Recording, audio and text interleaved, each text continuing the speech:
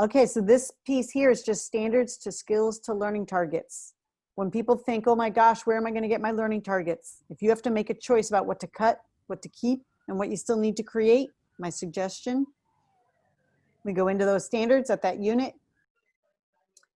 We unpack them into skills, which tend to be teacher facing, right? Those are our outcomes that we normally look at, or we look at content and skills. And then we create learning targets. I know many of you are working on that now. That's the relationship. If I were to scroll down through this, step 2 is really you go from that skill and that learning target right to the learning strategy. That's the relationship. Don't overthink it. Don't add too many steps. Don't try to go, right? Just keep it as clear cut as possible for that relationship. The algebra example that's in the slides, I just want to say out loud that this high school that was doing this had been doing it for several years at that point. This is not a model for a first year or second year. Why do I say that? Because they have 6 learning strategies in there. Do you see that? 6 learning strategies, and then the 7th, create my own. This is not an exemplar for you for years 1 and 2. I'm going to dedicate that to Gabriella, who's like, what are we doing here?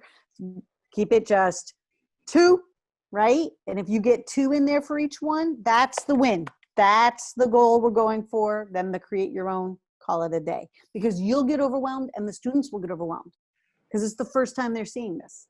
All right. Just wanted to say that out loud. I do want to share, we looked at our examples.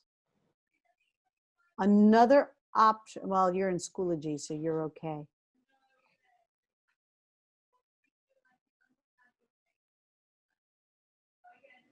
One other piece that I want, oh, here. This is the protocol for making the learning target. Someone was mentioning this earlier. You could seriously just put an I can in front of a skill. Don't sit there and rewrite the whole thing. Most of your skills are incredibly well written. So I really don't want to play the game called I can come up with a better verb. Everyone with me on that? If it feels as easy as I just threw an I can in front of it, I'm going to say, yeah, you did. Keep going. Sometimes, though, you will need to break it down further, meaning sometimes the skills that are teacher facing have a lot going on, and it's helpful for the children if you break down what's going on in there. I think Christina mentioned that earlier, and absolutely, sometimes you have to break it down, and you should. And lastly, sometimes you need to combine skills because there's so many skills, so they're so over processed for us because we need to put lessons around it, but for the kids, what they're actually doing, I could combine it into one statement, one I can statement. And it's what, remember, I'm learning how to tell time. It's not I'm learning how to do analog and elapsed time, right? It was I'm learning how to tell time. So sometimes for approachability, we combine them together and make them a little larger. This is the protocol. You just need to decide which one's right for the learning target, for your grade level and your topic area. Okay, excellent. So here's an example just to break it down for that. This is an example of the way a standard might look. Now I know you're using, let's see, what did you say? Which math standards were you using? Singapore math. Ah, Singapore math. Thank you. I spaced it right there. Obviously, I need more water. This is my failing.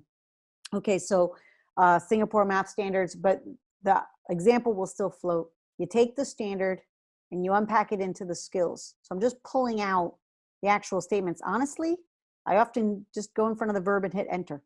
Everyone with me on that? Do not overthink this. You hit enter. As long as they're observable and measurable, we're good to go. So that means you avoid verbs like understand, learn, and know. I would not have understand, learn, or know, or the very fancy version of demonstrate an understanding of, which is just a fancy way of saying understand. Everyone with me on that? So as long as they're observable and measurable, explain, describe, identify, analyze, synthesize, create, we're in the right wheelhouse. I turn those then into content, which are just the nouns, and the skills. So I went in front of those. If you'll notice, describe, solve, and represent are right here, right? We just turned interpret into the describe, solve, and represent. These are teacher facing. This is what it looks like in your unit plan in many, many cases.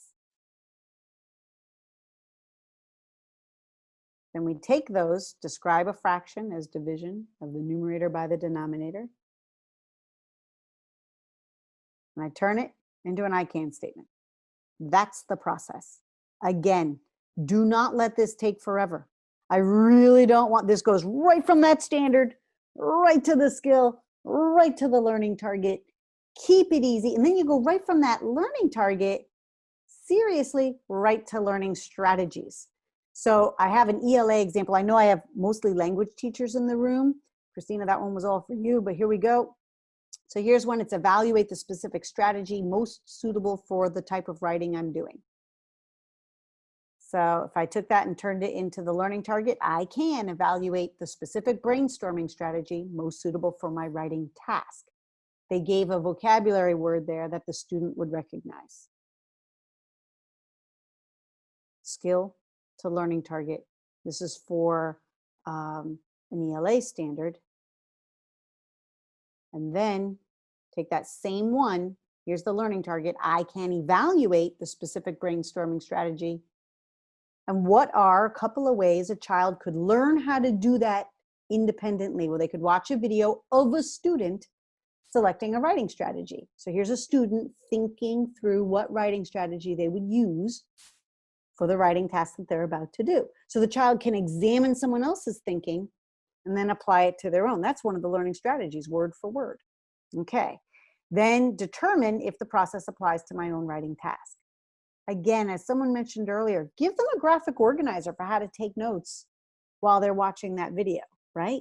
Give them a model that they might even be connecting it to, or just hand it over to them.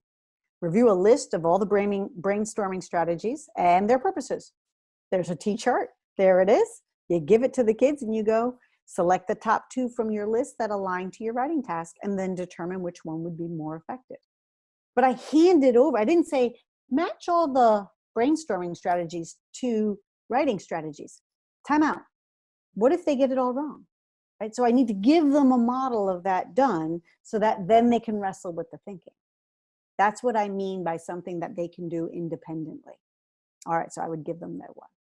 Is this helpful to look at some examples? Now we're going back through the slides. I know most of you have already seen these slides, but now we've had a deeper dive into what it's all about. And so hopefully this feels a lot more doable. I'm trying to end on a high note here so you can signal to me where you are in your thinking. And then again, you've seen these, but these are all the brain-based learning strategies, word for word. They're exactly the same as what we had just talked about. And then we can implement those, of course, in that template.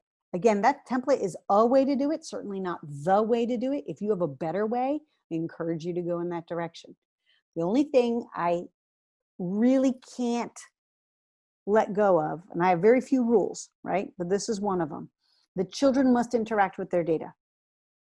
And they really need to sort it into 3 categories: what they know, what they need to practice, and what they still need to put a lot of effort into learning. That is the secret behind that self-motivation we talked about. And we don't want to hand them a giant learning plan that then their brain goes, I can't do this. None of this is doable to me, because now we've just created ourselves a problem, right? So we want to stay with the brain science. And so you'll want to keep this in your back pocket as your structure.